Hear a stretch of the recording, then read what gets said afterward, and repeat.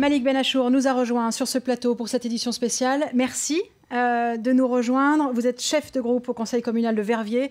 Verviers est une ville très, très touchée. On va en parler avec vous dans quelques instants. Malik, même cas de figure à Verviers, mêmes urgences?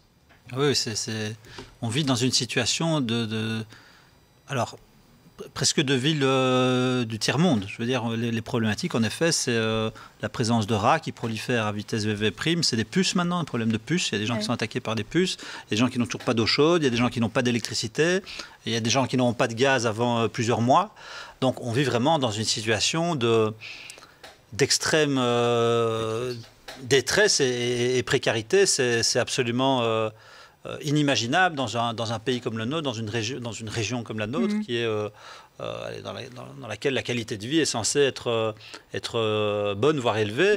Donc on est vraiment face à des situations qui sont inédites et qu'on avait même du mal à anticiper. Il y a des problèmes aussi maintenant de santé mentale. Il y a des enfants qui sont traumatisés par ce qu'ils ont vu, qui ont peur de la pluie maintenant, qui ne veulent plus rentrer chez eux, qui ne veulent plus rentrer dans leur quartier.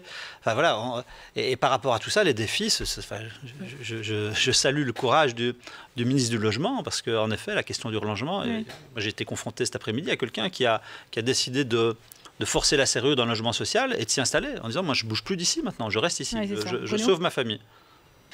Malik, mis à part vos responsabilités politiques, vous êtes aussi commerçant, ou vous étiez commerçant, qu'en est-il? Donc en effet mon commerce a été sinistré.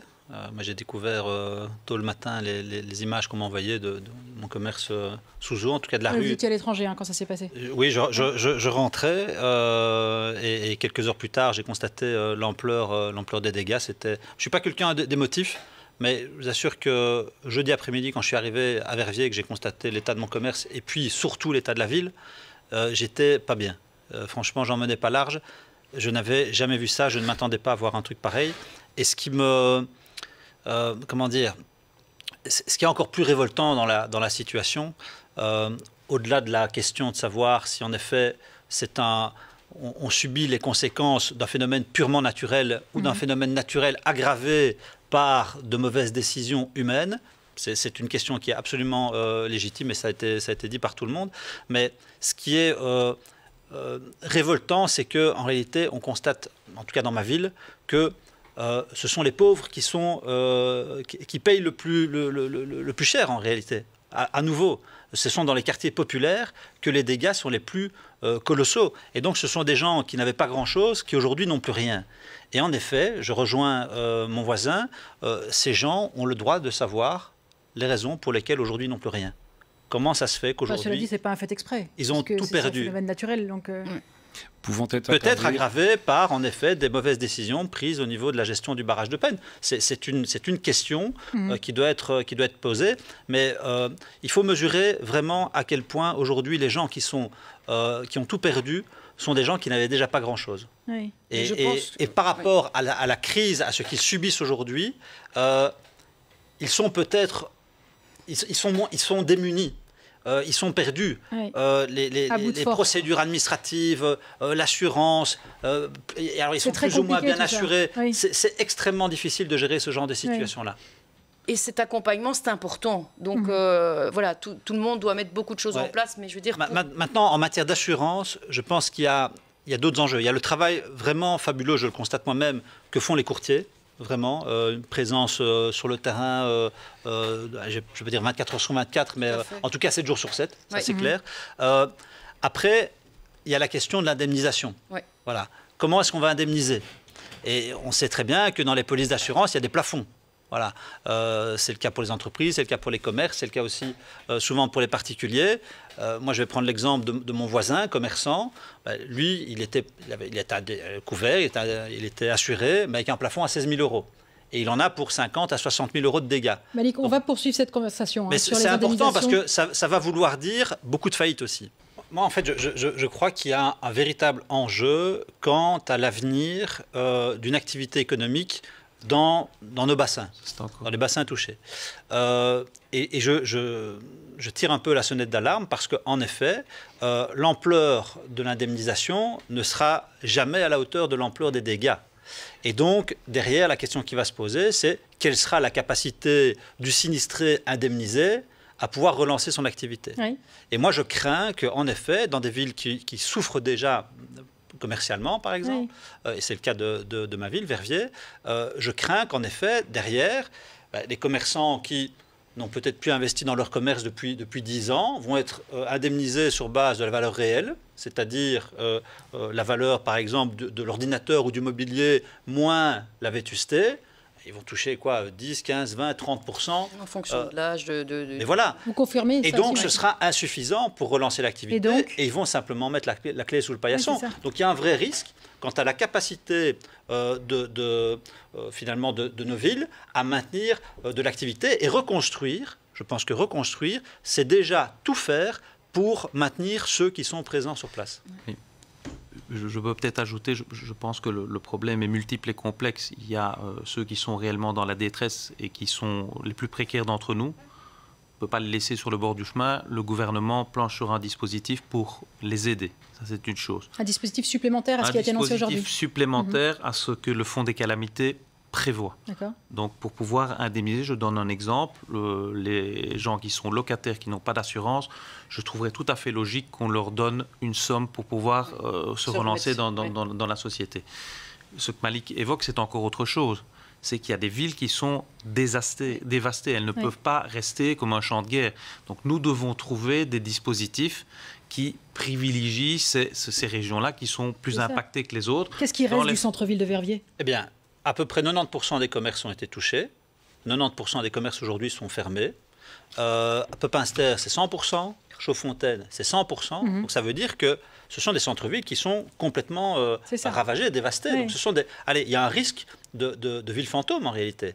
Donc il faut absolument prendre conscience de ce problème-là pour pouvoir derrière redonner l'impulsion et encore une fois permettre à ceux qui sont là et qui parfois doivent se battre pour y rester, en effet de maintenir leur activité. Oui. Et donc, on a réussi à le faire pour le Covid. Moi, je plaide pour qu'il y ait une injection de cash directement pour aider les commerçants à relancer leur activité. Oui. Les commerçants et les entreprises d'ailleurs. J'ajoute quelque chose sur l'impact potentiel de cette catastrophe sur le bassin de la Vesdre en termes d'emploi. Si vous partez de l'entreprise Corman, qui fabrique le beurre Balade, pour ne pas citer la marque, vous avez comme grande entreprise Chaudfontaine, puis vous avez Galère. Les trois ensemble, ça représente déjà 2000 emplois, c'est-à-dire un Caterpillar. Vous ajoutez à ça toutes les PME qui se situent le long de la Vesdre, mais ça fait potentiellement des milliers d'emplois. Aujourd'hui, des milliers d'emplois qui sont à l'arrêt parce que les entreprises ont été dévastées et l'appareil productif va prendre peut-être des mois avant d'être relancé. Donc il faut mesurer les conséquences sociales potentiellement graves qui pourraient découler de cette catastrophe qui encore une fois, n'est pas qu'un fait divers climatique sans autre conséquence que l'émotion qu'il suscite.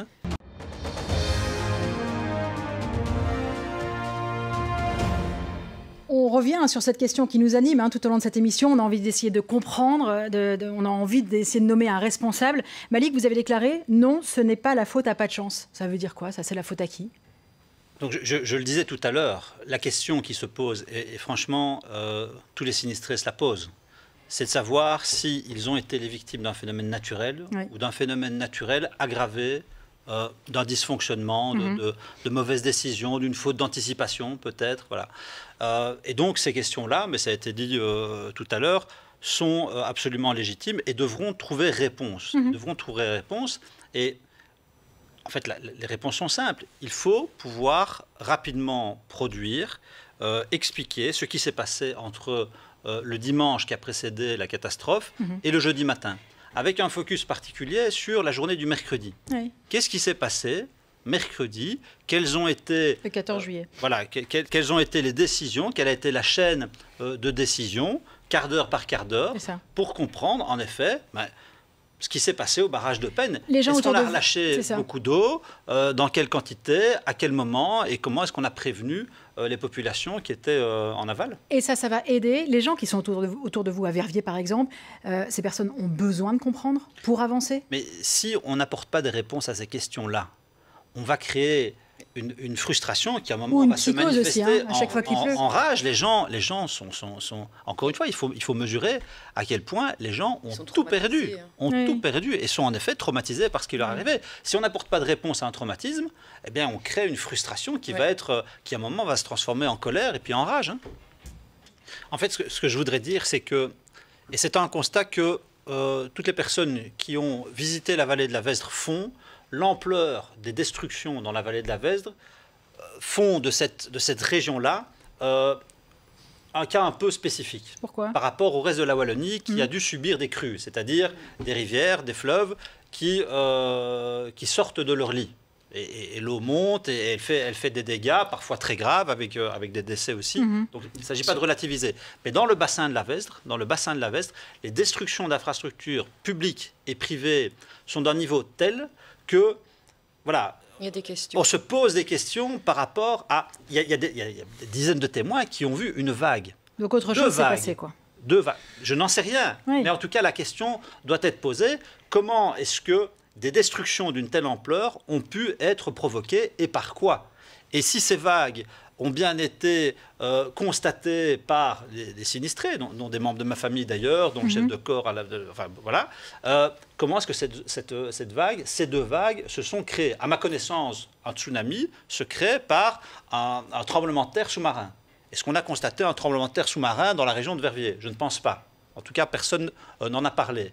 Et donc, si ce n'est pas un tremblement de terre sous-marin qui a provoqué ces vagues, qu'est-ce qui a provoqué ces vagues? Bruno. Je confirme que c'est une interrogation forte sur base de nombreux indices et sur base de témoignages, notamment d'une brigade de pompiers. Ce qui n'est pas rien comme source. Dans la nuit de mercredi à jeudi, ils ont constaté une vague d'1,5 mètre qui leur arrivait dessus, portant une vingtaine de voitures en roulis, et ils ont dû courir pour se mettre à l'abri. Donc effectivement, il ne s'agit pas à ce moment-là de pluviosité, puisque la pluviosité est en train de diminuer à ce moment-là, ce qui m'a été confirmé par le directeur général des Thermes de Chaudfontaine, qui était sur le terrain à ce moment-là. Est-ce que c'est ça finalement le constat de tout le monde aujourd'hui? C'est, comme le disait Elio Desroupeaux aujourd'hui lors de la conférence de presse, ça va certainement se reproduire? C'est pour ça que je pense qu'il faut saisir d'une certaine manière l'opportunité tragique évidemment de cette crise pour aussi repenser nos villes, réinventer nos villes. Je crois qu'il faut aujourd'hui recréer des villes, redessiner des villes et le niveau de destruction permet en effet presque de repartir. Vous faites soupirer Christophe Collignon en disant ça. Non, pas du tout. Non, c'est pas ça. Non, mais réinventer des villes qui soient capables de s'adapter au changement climatique en même temps qu'elles le combattent. Donc il faut en fait créer des villes résilientes dans lesquelles la qualité de vie évidemment est très élevée. Malik, pour conclure, on l'a compris, à Verviers et ailleurs, les gens ont besoin de réponses, ont besoin de comprendre ce qui s'est passé. Et demain, vous regardez ça comment ? Moi, je crois en tout cas que ce désastre sans précédent nous positionne quelque part à un tournant dans l'histoire de nos territoires. Et que ce tournant, on va devoir le négocier avec, en effet, l'ambition de repenser la manière dont on fonctionne ensemble. Sans se voiler la face, quoi. Oui, absolument. Ouais. Il va falloir réfléchir de nouvelles dynamiques territoriales parce que, encore une fois, la nécessaire reconstruction qui suit cette tragédie, encore une fois, elle nous positionne à un tournant qu'on ne peut pas louper. Voilà.